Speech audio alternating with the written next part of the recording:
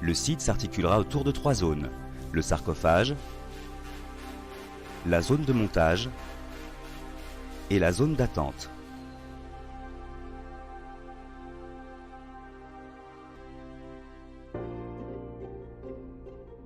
Les travaux débutent par le nettoyage et le défrichage de la zone de montage ainsi que le démantèlement des bâtiments désaffectés. Les excavations réalisées dans la zone de montage sont réduites au minimum pour minimiser la production de déchets.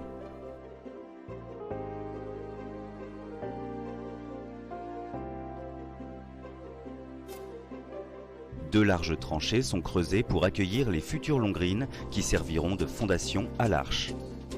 Au centre, les massifs supporteront les tours destinées au levage et à l'assemblage de la structure.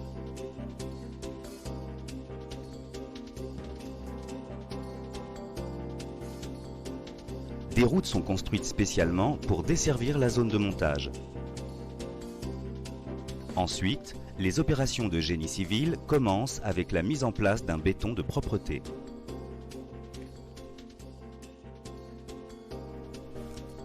En parallèle, les travaux de fondation profonde débutent dans les tranchées. Il s'agit de pieux réalisés selon un procédé qui permet de forer et de bétonner de façon simultanée. Ces pieux mesurent 1 mètre de diamètre et 18 mètres de profondeur en moyenne. La cage d'armature des pieux est plongée dans le béton tant qu'il est encore frais.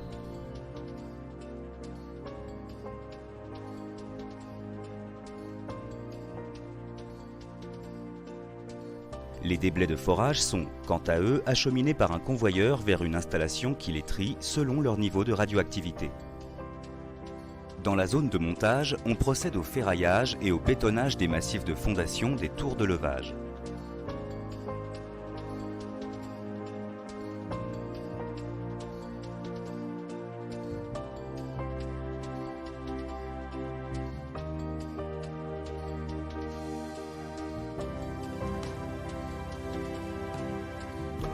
Dans un souci de protection des intervenants, la zone de montage, d'une surface d'environ 90 000 m², est remblayée sur une hauteur moyenne d'1 mètre avec des matériaux sains et recouverte en partie de dalles en béton. Elles serviront de surface de travail et protégeront d'éventuelles radiations venant du sol.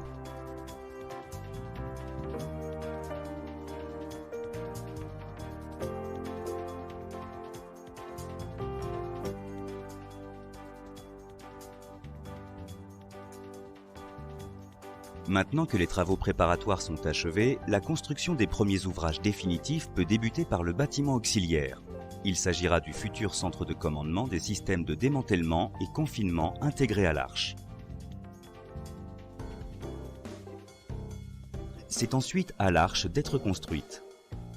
Les premiers segments de la structure de l'arche, préassemblés à l'extérieur de la zone de montage, y sont acheminés grâce à des plateaux multiroues. Chaque segment pèse en moyenne 300 tonnes et mesure environ 25 mètres de haut. La construction de l'arche débute par la partie supérieure.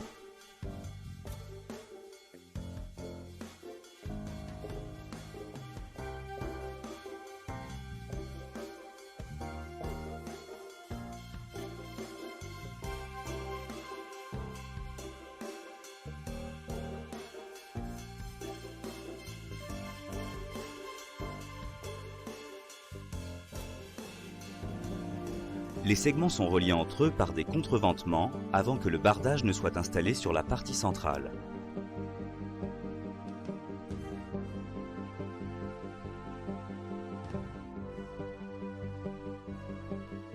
Les seconds éléments de l'arche sont alors acheminés et connectés à cette partie centrale par un système de charnières. Le premier levage va pouvoir commencer grâce aux tours conçus pour hisser des charges de plus d'1 millier de tonnes.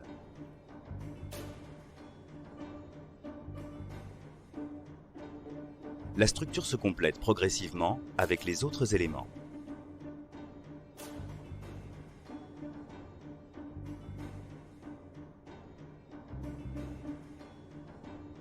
Ensuite, au nord du sarcophage, une grue, parmi les plus grandes et les plus puissantes du monde, est mise en place pour le démantèlement de la cheminée de ventilation. Un échafaudage est installé le long de la cheminée.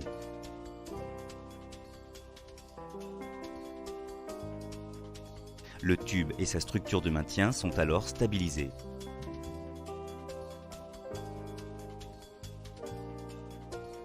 Ils sont ensuite démontés partie par partie qui, une fois déposés au sol, sont fragmentés, caractérisés radiologiquement et évacués du site.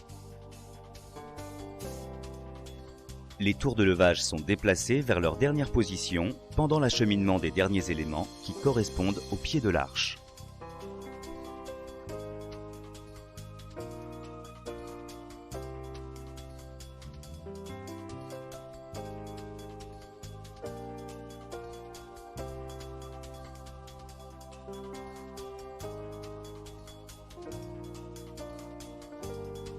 Le mur tympan est installé, puis le matériel de poussage mis en place permettra de glisser cette première moitié maintenant achevée vers sa position d'attente pour libérer la zone d'assemblage. La seconde moitié de l'arche est assemblée selon le même processus.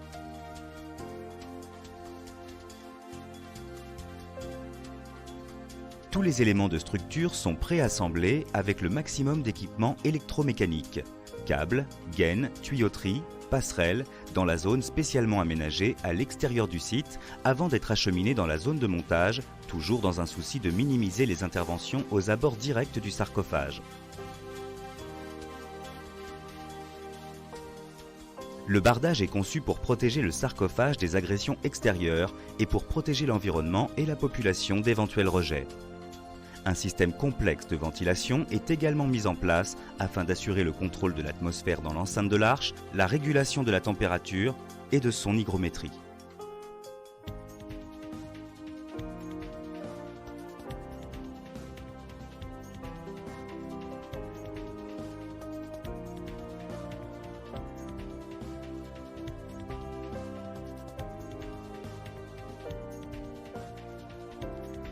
La seconde moitié étant maintenant achevée, la première moitié est glissée en sens inverse vers l'ouest et vient se connecter à la seconde pour former l'arche complète.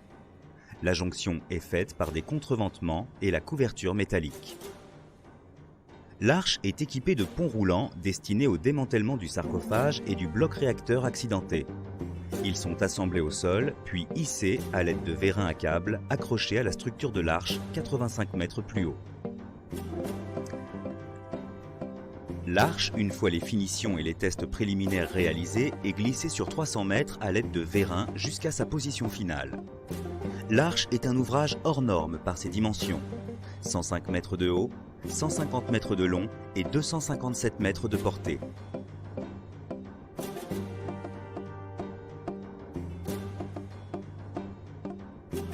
Maintenant positionnée au-dessus du sarcophage, l'arche et les murs tympans sont connectés aux structures existantes.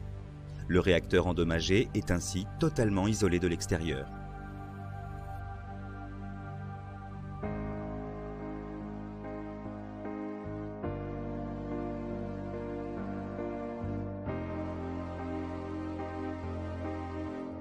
L'arche, conçue et construite par Novarca, permettra d'assurer ultérieurement le démantèlement du sarcophage dans des conditions maximales de flexibilité et de sécurité en limitant au maximum toute intervention humaine.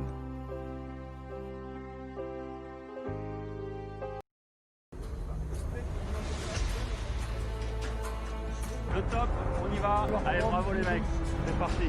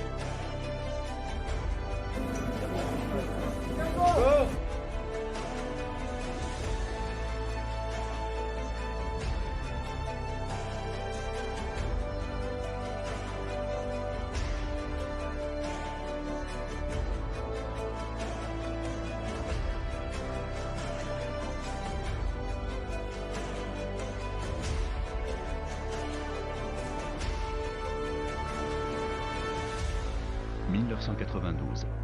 L'Ukraine lance un concours à idées international. Comment mettre en sécurité le site de Tchernobyl? Le temps est compté. Le sarcophage construit de mai à octobre 1986 autour du réacteur accidenté a été construit pour une durée de 30 ans. Le 18 juin 1993, Campenon Bernard SGE, qui deviendra Vinci Construction Grand Projet en l'an 2000, est déclaré vainqueur. Sa proposition, baptisée Résolution, prévoit de confiner l'ensemble du réacteur accidenté et de son sarcophage pour le démanteler. C'est la seule offre à avoir prévu un financement pour le projet. Pendant les 2 années qui suivent, Campenon Bernard SGE pilote le groupement Alliance qui réalise des études de faisabilité financées par la Commission européenne. C'est à cette période que la forme d'arche s'impose pour le confinement. Cette solution est unique au monde, par sa taille et ses nombreuses innovations. Pesant 3,5 fois le poids de la Tour Eiffel et pouvant abriter l'équivalent du Stade de France ou de la Statue de la Liberté, cette structure métallique mobile est la plus grande au monde. Cette solution d'arche mobile est doublement innovante, par ses méthodes de construction, évitant l'exposition aux radiations, et sa conception garantissant une enceinte hermétique pour les 100 prochaines années.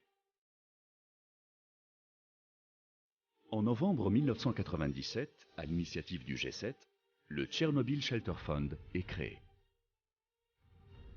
Abondé par des dons internationaux et administré par la Banque européenne de reconstruction et de développement, il compte aujourd'hui 28 membres. En 2004, sur la base des études de faisabilité, l'appel d'offres est lancé. Il porte sur la conception, la construction et la mise en service d'une arche, nouvelle enceinte de confinement, permettant le démantèlement ultérieur du sarcophage existant et du réacteur accidenté. Pour répondre à ce défi, le groupement Novarka est créé, composé de 2 leaders français de la construction, Vinci Construction Grand Projet, mandataire du groupement, et Bouygues Travaux Publics. Après 3 ans de compétition, Novarka est déclaré vainqueur et le contrat est finalement signé le 17 septembre 2007 à Kiev. Dès le mois suivant, une centaine d'ingénieurs en France et en Ukraine est mobilisée pour démarrer les études. L'idée est de construire l'enceinte à 300 mètres du réacteur accidenté pour diminuer l'exposition aux radiations.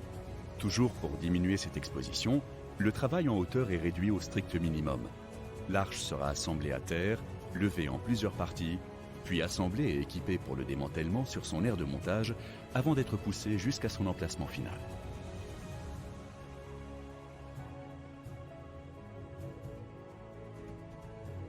En 2009, les équipes de Novarka s'installent sur site et commencent le nettoyage et l'assainissement de l'aire de montage début 2010. Avril 2010, les travaux de terrassement démarrent pour installer les longues grines en béton sur lesquelles l'enceinte glissera lorsqu'elle sera poussée sur le réacteur accidenté. En février 2012, les premiers éléments de structure de l'arche, fabriqués et préassemblés en Italie, sont prêts pour le transport. 18 bateaux partent d'Italie et plus de 2500 camions se relaient pour acheminer les 36 000 tonnes de structure jusqu'à Tchernobyl. Entre novembre 2012 et octobre 2014, 6 opérations de levage se succèdent pour monter l'arche.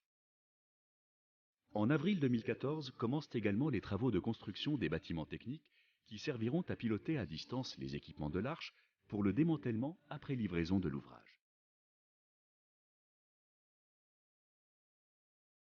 En juin 2015, les installations électriques et de ventilation démarrent. Pour empêcher la corrosion de la structure de l'arche, l'air entre les parois externes et internes est asséché et en légère surpression. Un volume de plus d'1 million de mètres cubes d'air à traiter, soit l'équivalent de 370 piscines olympiques. En novembre 2015, le premier des 2 ponts roulants sur lesquels seront fixés tous les engins de démantèlement est levé et fixé à plus de 80 mètres de hauteur. Finalement, le 14 novembre 2016, l'enceinte équipée est prête à être poussée à son emplacement final. Le 29 novembre, après les 327 mètres de poussage, l'arche est officiellement positionnée au-dessus du réacteur accidenté. 2017 sera consacré à l'installation de membranes hermétiques entre l'arche et le sarcophage et au test des équipements qui permettront le démantèlement. Depuis 2007, l'expertise des ingénieurs de Vinci Construction Grand Projet et de Bouygues Travaux Publics est à l'œuvre. Relayée par plus de 10 000 employés Novarca de près de 30 nationalités différentes qui ont porté ce projet au quotidien. Avec le concours de nombreux sous-traitants et fournisseurs venus du monde entier pour concrétiser les ambitions des autorités ukrainiennes et de l'ensemble de la communauté internationale. Pour sécuriser Tchernobyl, les équipes de Novarca ont fait preuve d'imagination et d'innovation, car rien ne pouvait se construire ici comme sur un chantier classique.